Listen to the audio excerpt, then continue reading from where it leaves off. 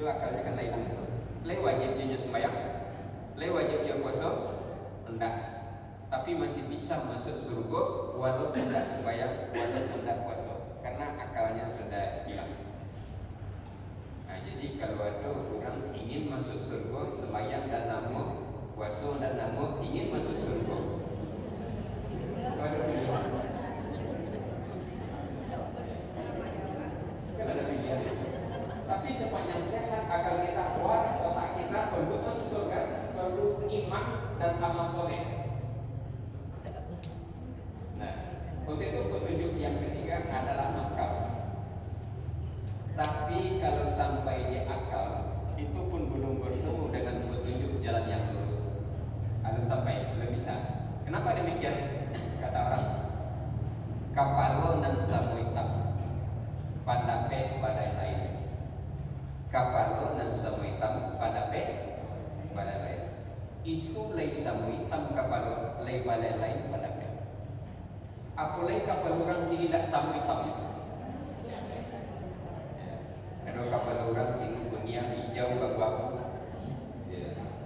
merah. Ada nandak jadi si kapalnya. Asalkan laisa muitam kapal lebaran lain pada pe. Nah, tentu itu kalau hanya sampai di akal, siap-siaplah untuk bertengkar. Kalau hanya sampai di akal, siap-siaplah untuk bersetegang urat leher. Ale pernah Bapak Ibu menculik orang tagang religi. Jadi di TV itu 5 orang yang berdebat berbicara di Allah 5 orang. Sekali mengecek kali moyang.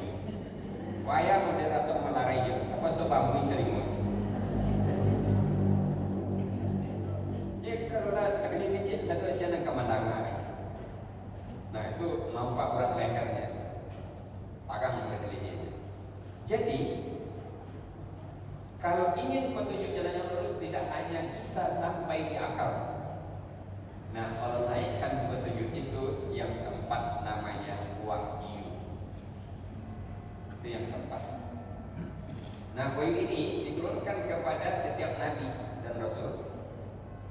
Nah, lalu kalau wahyu itu diturunkan kepada Nabi Musa untuk Nabi Musa dan umatnya, apa nama wahyunya itu? Himpunan wahyu yang diturunkan ke Nabi Musa itu namanya Taurat. Ya. Wahyu yang diturunkan kepada Nabi Isa dan untuk umatnya apa namanya? Injil. Wahyu yang diturunkan kepada Nabi Muhammad dan untuk umatnya apa namanya? Al-Quran. Ada itu yang kampe itu Al-Quran untuk awal. Bapak Ibu, tapi akan datang saatnya di mana terasa akal bertentangan dengan Al-Quran. Akan tiba masanya di mana terasa Al-Quran tidak sejalan dengan akal, tidak sejalan dengan Al-Quran. Waktu itu tundukkan akal kepada Al-Quran, jangan Al-Quran tundukkan kepada akal. Contoh, Bapak Ibu, kita punya PT 10 juta, dikeluarkan zakatnya 2,5%. Sebenarnya 10 juta itu ada wajib zakat belum sampai selisap. Tapi untuk mudah menghitungnya saja, 10 juta keluarkan zakat 2,5%, sekarang 2,5%. Berapa? Berarti 50.000. Nah, PT 10 juta dikeluarkan zakat berarti 50.000. Tanyalah karena SD, ke guru matematik, ke profesor, ke dokter, PT 10 juta dikeluarkan berarti 50.000. Bertambah PT itu atau berkurang? Nah, berkurang itu dijawab dengan angka itu berkurang. Tapi tanyalah kepada Al-Quran, tanyalah kepada hadis, dikeluarkan zakat 250.000 itu, disedekahkan dan lain sebagainya, bertambah atau berkurang? Bertambah, kan terasa berlainan itu. Jadi kalau orang mau buku akan berat itu untuk mengeluarkan zakat, untuk bersedekah. Tapi kalau diukur dengan Quran, dengan iman, itu akan mudah untuk mengeluarkan itu. Contoh kedua, ada orang meninggal semasa Nabi Adam, taruh namanya si A. meninggal seminggu menjelang kiamat, taruh namanya si B. Si A meninggal semasa Nabi Adam, si B meninggal seminggu menjelang kiamat. Menurut akal, mana lama dalam kubur itu? Menurut akal, mana lama dalam kubur? Lama? Si A. Tapi menurut Al-Quran, menurut hadis belum tentu. Kenapa demikian? Walaupun si A meninggal semasa Nabi Adam ribuan, ratusan, bahkan jutaan tahun nanti menjelang hari berbangkit, itu dia kalau imannya kuat, amal solehnya banyak, dia hanya merasakan satu malam penuh bahagia. Semalam terasa dia penuh bahagia, lalu terbangun berharap kepada masa. Sebaliknya, walaupun si B meninggal seminggu menjelang kiamat, iman kosong, amal soleh tidak ada, dia akan merasakan jutaan tahun penuh derita. Tidak tanggung lama tarasulinya, kemudian hari berbangkit. Nah, kalau dengan akal yang lama si A, tapi menurut Al-Quran dan hadis belum tentu. Kan terasa pertentangan itu. Waktu itu tundukkan akal kepada Al-Quran, jangan Al-Quran tundukkan kepada akal. Ada orang tak percaya itu. Kita lihat contohnya itu. Ada 7 orang pemuda yang teguh menjaga iman. 7 orang pemuda teguh menjaga iman, banyak amal solehnya. Hidup pada zaman Raja yang zalim, Raja Dihyanus. Sesudah Nabi Isa, sebelum Nabi Muhammad, diceritakan di dalam hadis 7 orang yang teguh menjaga iman itu. Oleh Raja Dihyanus, Raja yang zalim, siapa yang ketahuan menyebut-nyebut nama Allah dibunuhnya. Siapa yang ketahuan beriman kepada agama Nabi Isa itu dikejarnya. Sehingga banyak orang murtad dari agama Nabi Isa. Nah, 7 orang pemuda ini teguh menjaga iman, banyak amal solehnya. Dikejar, dicari, lari, akhirnya tiba dalam gua. Tiba dalam gua, orang yang mengajak kehilangan jejak. Yang 7 orang pemuda tiba dalam gua, dia lajau berlari, tak kalau. Begitu terbangun, saling bertanya satu sama lain. Bara lampu nyawa tak kaloan. Tanya-tanya ya. Jawab kawannya, paling sehari. Dicek kawanan seorang lain, paling setengah hari ya waktu. Ya, tapi pagi nggak lapar. Diresek dalam saku layan 2 titik. Maka diutuslah salah seorang kawannya bagi makanan. Bagi makanan kedua, bagi CFC. Lihat ke CFC. Ada lagi. Barang pisang ada. Kalah. Jalan ada. Bali diberikan makanan, diterimanya, diberikan uang. Alangkah terkejutnya tukang jual makanan itu. Ikut titik kilo kok, titik ini kok. Enggak, ketika sama Raja Dihyanus. Ini kan Raja Dihyanus. Enggak, Raja Dihyanus lama diganti kurang tahun yang lalu. Situlah dia baru sadar, dia tertidur itu bukan setengah hari, bukan 1 hari, tapi berapa lama tak kalau 300 tahun. 309 menurut Masehi, 309 menurut Hijrah, ditafsirkan orang. Bapak Ibu, ada tak diceritakan dalam Quran? Ada di surah itu, surah Al-Kahfi. Dia tertidur 300 tahun tapi terasa cuma setengah hari. Kenapa itu? Karena iman kuat, amal soleh banyak. Ibu, ada tak pernah tak kalau 5 tahun? Ada, cobakan nanti. Kalau iman kuat, amal soleh banyak, nanti di dalam kubur terasa sebentar saja penuh bahagia. Itu berbangun orang berbangkit, terjadilah yaumul ba'ats. Tapi kalau tidak, penuh derita nanti itu. Nah, Bapak Ibu yang saya hormati, untuk itu dari empat itu petunjuk dari Allah. Tidakkah kita boleh pakai insting? Harus pakai insting karena petunjuk dari Allah. Tidakkah kita boleh pakai panca indera? Harus pakai panca indera karena petunjuk dari Allah. Tidakkah kita boleh pakai akal? Harus pakai akal karena petunjuk dari Allah. Tapi ketiganya itu filter dengan Al-Quran, saring dengan Al-Quran, nanti akan bertemu petunjuk jalan yang lurus. Untuk itu, orang yang mendapatkan petunjuk jalan yang lurus adalah orang yang sampai mengambil petunjuk itu ke tingkat yang nomor 4. Zalikal kitabu la raiba fi. Itu kitab Al-Quran tidak ada keraguan padanya. Hudan lil muttaqin, petunjuk bagi orang-orang yang bertakwa. Jadi malah yang jadi ukuran orang itu takwa apa tidak, tinggi atau rendah takwanya, itu nanti bisa dilihat sebanyak apa dia mengambil petunjuk dari Al-Quran dalam kehidupan ini. Semakin banyak dia mengambil Al-Quran sebagai petunjuk dalam berbagai lini kehidupan, semakin tinggilah takwanya itu. Nah, kita lihat salah satu contoh saja, Pak. Salah satu contoh. Ya kan, sadonya berdasarkan Al-Quran sampai kepada Quran, tidak hanya di insting, tidak hanya di panca indera saja, tapi sampai kepada Al-Quran.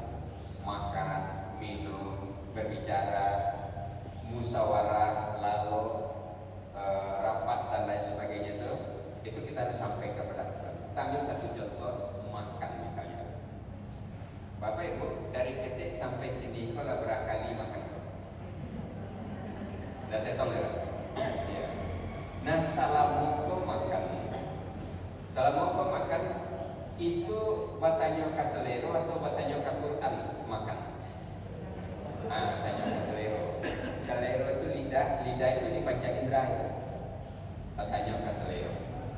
Kalau batanyo ka selero, jawabannya condong mato kanan rancak condong selero. Kalau tanya selero itu apa sunan lama gua nyepupur lupa kontrol. Karenanya sampai panca indera. Umur 20 ndak baah, umur 30 ndak baah, umur 40 ndak baah, umur 50 mulai terasa. Kaki dah baka, lutut dah sambung, duduk mana jadi. Itu dibawa ke dokter. Di center-centernya anak lidah ada dokter. So katalah Pak Dokter, ikut kurangi makan nambah minyak-minyak, kurangi makan nambah santan-santan. Ada tak dokter yang dicek pada itu? Ada. Kok gulanya untuk kali dah kuliah di kok gulanya. Kenapa itu bisa terjadi? Salah satu penyebabnya ternyata selama ini makan hanya bertanya kepada selera, tapi tidak bertanya kepada Al-Quran. Akhirnya tak masuk bawa ke dokter. Nah itu nampak itu. Jadi makan pun itu harus bertanya kepada Quran. Nah kalau bertanya kepada Quran, apa jawabannya? Banyak jawaban Quran. Di antaranya, kulu wasrobu wala tusrifu. Makanlah kamu dan minumlah kamu, tapi jangan berlebih-lebihan. Nah itu kalau dibatanya ke Quran itu lama, tapi sesuai dengan porsi. Nah itu bertanya kepada, makanlah kamu, minumlah kamu, tapi jangan berlebih-lebihan. Nah awak kadang-kadang makan kalaulah selapa-lapanya baru makan. Berarti kalaulah penyakit kedua itu Pak. Kalaulah selapa-lapanya baru makan, penyakit ada kedua itu. Nah penyakit mana? Kalaulah sakanyang-kanyangnya baru berhenti, penyakit ada kedua itu. Jadi tidak hanya bisa sampai di panca indera saja, tidak hanya bisa sampai di akal, harus naik kepada Quran. Tapi walaupun sudah sampai kepada Al-Quran, itu orang belum tentu dapat petunjuk jalan yang lurus kalau salah memakai ayat. Kalau salah memakai ayat, ada tentu. Contoh, makanlah kenyang, tapi makanan banyak balanya. Kau makanlah kenyang kok, tapi makanan banyak balanya. Takana ayatnya. Apa ayatnya dan takana? Innal mubazirina Itu ayatnya natakan. Ya, sesungguhnya orang-orang mubazir saudara setan. Iko makanlah kenyang, tapi makanan banyak pada dia. Yang takana ayatnya itu, Pak. Bukan kudu wasrobu takana, tapi inal mubazirina nanti pakai ayatnya. Nah, di samping itu takana lo perdanya. Apa perdanya? Daripada basi di gua, kalau itu ayatnya lado, perdanya lado bro. Itu dilibas fatal nggak jadinya? Fatal jadinya. Jadi walaupun lah pakai ayat, tapi belum tentu tepat kalau salah pakai ayatnya. Nah, untuk itu perlu ketepatan ayat. Sama halnya pisau alat potong iya, guntian alat potong iya, kapa alat potong iya, gergaji alat potong iya, sinso alat potong iya, kan semua alat potong sadonya. Tapi cari dulu anan kan dipotong. Kalau kumis yang panjang, anan pakai itu. Guntian pakai, jadi pakai gergaji. Ini memang sama-sama ada potong itu.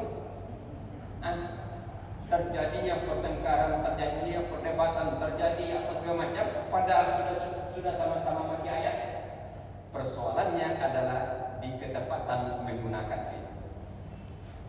Itu apa ya Pak? Jadi orang cek, wiko batang kayu, wiko bakonya itu ya masalah-masalah ayat aja yang masalahnya itu ketepatan pakai ayat. Oleh karenanya kita harus sampai di tingkat itu. Nah, sementara sekarang umat Islam dengan Al-Quran itu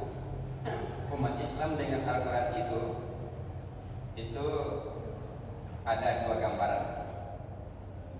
Yang pertama, gambaran yang diberikan oleh Al-Rahman Zainul Hamzah. Apa gambaran umat Islam di Al-Quran ini? Katanya sama je Pak Lurah menerima surat dari gubernur, katanya. Pak Lurah menerima surat dari gubernur. Ada Pak Lurah? Enggak. Jadi Pak Lurah menerima surat dari Pak Gubernur. Itu udah tanggung kadang hati Pak Lurah. Surat itu inyo baca 2 kali sehari khatam. Nyagir minyak harum, diletakkan di tempat yang tertinggi, manggilnya 2 belah tangan, meletakkannya 2 belah tangan. Inyo ceritakan ke orang banyak, barasanya dapat surat dari Pak Gubernur. Tak tanggung gadang hati Pak Lurah. Lalu 6 bulan setahun sudah itu bertemu dengan Pak Gubernur, ditanya dia Pak Gubernur, Pak Lurah, lah terima surat apa? Coba aku 2 kali saya baca khatam Pak. Tu ambil lagi minyak harum Pak. Sudah itu manggil dan meletakkannya penuh hormat 2 belah tangan. Sudah tu ambil ceritakan sebanyak-banyaknya orang berasa mendapat surat dari Pak Lurah, dari Pak Gubernur. Sehingga satu kecamatan orang tahu Pak. Bagus. Sabananya isi surat itu, Pak Lurah, tolong carian sebidang tanah. Kita akan bangun puskesmas di kelurahan Pak Lurah. Sebenarnya isinya itu. Tapi Pak Lurah tadi tak tanggung gembiranya menerima surat sampai 2 kali seharinya khatam bacanya. Yang ceritakan kurang banyak dia minyak harum, tapi begitu ketemu dengan Pak Gubernur, ditanya dia Pak Gubernur, nah dijawablah itu. Lalu isinya kan suruh cari tanah, lado tanahnya tuh Pak Lurah. Itu yang lu nado deh Pak. Lu ada cari deh. Lu ada cari deh. Jadi Bapak Ibu, itu yang penting itu membaca surat gubernur dan panjang atau menjalankan isi suratnya dan panjang. Menjalankan isi suratnya, tapi itu tidak akan bisa menjalankan isi suratnya dengan baik kalau tidak kita baca baik-baik. Jadi membaca Al-Quran itu dalam rangka bagaimana kita menjalankan isinya. Itu. Nah, jadi tidak bisa hanya sampai di sekedar membaca-baca saja. Nanti bagaimana cara menjalankan isinya. Itu.